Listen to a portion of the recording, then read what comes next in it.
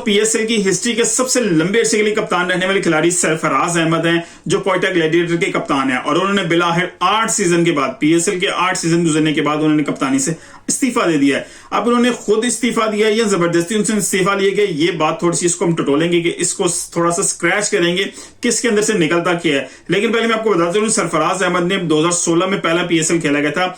उस वक्त से लेके 2023 तक 8 सीजन गुजरे हैं पीएसएल के और 8वें सीजन में कप्तानी की है। एक सीजन जो है क्वेटा ग्लैडिएटर को उन्होंने जितवाया भी, एक टाइटल क्वेटा ग्लैडिएटर के नाम है उनकी लीडरशिप के अंदर। उनकी लीडरशिप की जो सलाहियतें थी, हमने पाकिस्तानी क्रिकेट टीम के कप्तान, ऐसे कप्तान भी जब रहे हमने देखी थी। जिस तरह उन्होंने चैंपियंस ट्रॉफी के जो फाइनल पाकिस्तान को जितवाया था 2017 का, इंडिया के खिलाफ फाइनल था। तो उसके बाद से लेके सरफराज अहमद की कप्तानी जो है उसको बहुत ज्यादा प्रेज किया जाना शुरू हो गया। इसलिए क्वेटा ग्लैडिएटर के लिए भी आसान नहीं था कि उनको एज ए कप्तानी के रोल से हटाया जा सके। लेकिन पिछले 4-5 साल की जो परफॉर्मेंस है क्वेटा ग्लैडिएटर की टीम की भी और उनकी कप्तान की अपनी परफॉर्मेंस भी, उस पर बहुत बड़ा क्वेश्चन मार्क है। क्योंकि जो परफॉर्मेंस है उनकी वो अप टू द मार्क नहीं है। इवन दो उनके बरखिलाफ अगर हम देखें, लाहौर कलंदर्स जो बिल्कुल डाउन पे थी पहले 4-5 सीजन, 5वें-6ठे नंबर पे फिनिश कर रही थी, उन्होंने आखिरी 2 सीजन में जो है टाइटल जीते। उन्होंने अपना कप्तान चेंज किया है, यंग कैप्टन दे, थोड़ा अग्रेसिव कप्तान जो है उसको फॉर्मेट को उन्होंने चेंज किया, कप्तानी को चेंज किया, तो उनके रिजल्ट्स आने शुरू हो गए। शायद क्वेटा ग्लैडिएटर के दिमाग में भी यही चीज है उनकी मैनेजमेंट के कि अब हमें कप्तान भी चेंज करना चाहिए, क्योंकि वो पिछले कुछ सीजन से अपनी जो है कोचिंग स्टाफ को भी चेंज करते रहे हैं। इस सीजन के अंदर उन्होंने ऑस्ट्रेलियन जो ओपनिंग बैट्समैन है, अग्रेसिव बैट्समैन शेन वॉटसन है, उनकी खिदमत हासिल की है एज ए कोच। लेकिन जब उनको कोच के लिए ऑफर की गई तो उनकी सिर्फ एक शर्त थी कि वो तमाम डिसीजन खुद करेंगे, वन मैन शो जो है वो होगा। उनको गो हेड दिया गया, ग्रीन सिग्नल दिया गया, उन्होंने ज्वाइन कर लिया क्वेटा ग्लैडिएटर्स को। अब जहां तक मीडिया में खबरें चल रही हैं उसमें यह कहा जा रहा है कि जब शेन वॉटसन ने जाके ज्वाइन किया क्वेटा ग्लैडिएटर को, तो उन्होंने अनाउंस किया, एक मीटिंग बुलाई जिसमें छोटे बड़े सब प्लेयर से पूरी मैनेजमेंट मौजूद थी, और उसी में अचानक उन्होंने सरफराज अहमद को कहा कि you are not captain any more, इनके आप अब आज के बाद से जो है ना आप कप्तान नहीं रहे हैं, हम अब नया कप्तान जो है वो अनाउंस करेंगे। नए कप्तान जो है उनका नाम है रुई रोसो, जो बड़ी जबरदस्त परफॉर्मेंस देते हैं क्वेटा ग्लैडिएटर की तरफ से भी, और साउथ अफ्रीका के बड़े जबरदस्त जो मिडिल ऑर्डर बैट्समैन है, अटैकिंग बैट्समैन है, उनको कप्तानी का जो है रोल दिया गया। अब उनका भी एनालिसिस करेंगे कि उनके पास कप्तानी का कितना एक्सपीरियंस मौजूद है कि उन्होंने इतने एक्सपीरियंस कप्तान को जो है रिप्लेस किया है। आल्दो उस कप्तान की अपनी performance up to the mark नहीं है, टीम भी पिछले 4-5 सीजन से सर्वाइव कर रही है। तो ऑब्वियसली जब आप किसी फ्रेंचाइज से लिंक्ड होते हैं तो उनका जो मैटर होता है वो बिजनेस भी होता है, सिर्फ क्रिकेट नहीं होता।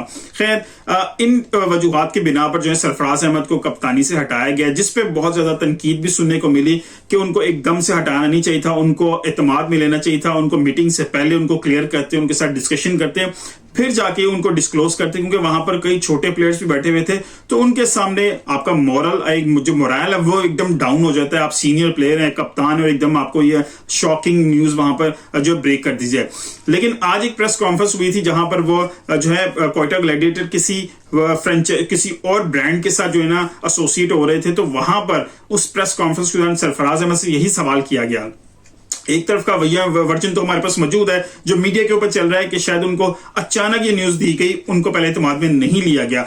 लेकिन जब सरफराज अहमद से ये क्वेश्चन किया गया आज लाइव सेशन के अंदर, तो उन्होंने बताया कि नहीं, पहले मुझे बता दिया गया था, मुझे सारी चीजें क्लियर कर दी गई थी। उन्होंने बहुत शुक्रिया अदा किया उमर एसोसिएट्स के जो ऑनर है, जो क्वेटा ग्लैडिएटर के ऑनर है, उनका, पूरी मैनेजमेंट का, कि उन्होंने एक लंबे अरसे के लिए 8 ईयर्स का स्पैन है जितना उन्होंने मुझ पर एतबार किया, मुझे मौका दिया और हर लिहाज से हर जगह पर मेरे साथ खड़े रहे और मुझे जो है बड़ी सपोर्ट मिली है। तो उन्होंने बड़ा क्लियर किया कि जी नहीं, ऐसा कोई मसला नहीं है, उन्होंने मुझे जो है पहले बता दिया था और मैं खुश हूं। अगर मुझे कप्तानी से हटा के क्वेटा ग्लैडिएटर की टीम की परफॉर्मेंस में बेहतरी आ सकती है तो इससे बेहतर कुछ नहीं है, क्योंकि हम फैमिली हैं and we need to go like a family. कोई भी डिसीजन ऐसा होता है जो क्वेटा ग्लैडिएटर की टीम की परफॉर्मेंस पे बेहतरी ला सकता है, we should go for this.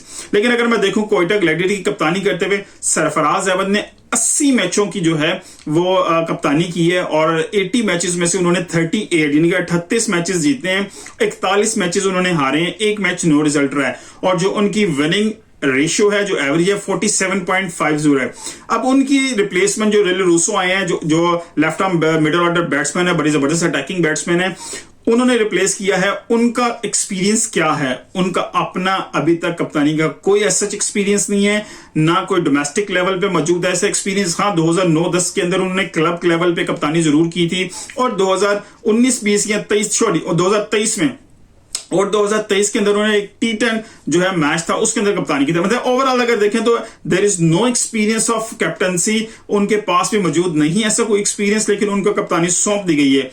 दूसरी तरफ अगर हम देखें शेन वॉटसन की अपनी कोचिंग के हवाले से देखें तो उनके पास भी ऐसा कोचिंग का कोई खास एक्सपीरियंस मौजूद नहीं है। सैन फ्रांसिस्को एक फ्रेंचाइज है जो यूएसए के अंदर अभी T10 लीग हुई थी, उसमें वहां पर उन्होंने जरूर जो है मेन कोच का रोल अदा किया है, और उसके अलावा वो दिल्ली कैपिटल के साथ जो है असिस्टेंट कोच के तौर पे जरूर रहे हैं। लेकिन ओवरऑल दोनों टीम्स जहां पर वो कोचिंग कर चुके हैं वो कोई खासी कोई परफॉर्मेंस नहीं दे सकी।